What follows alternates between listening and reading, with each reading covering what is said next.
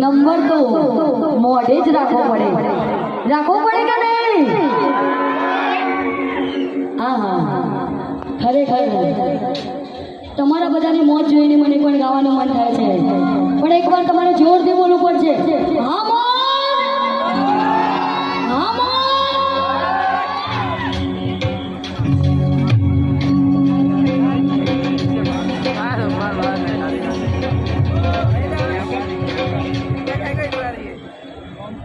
મસ્ત એક ફરમાઈશ છે, મારા પપ્પાએ ગાયેલું છે, હેડ પુત્ર ગંગા, એની ફરમાઈશ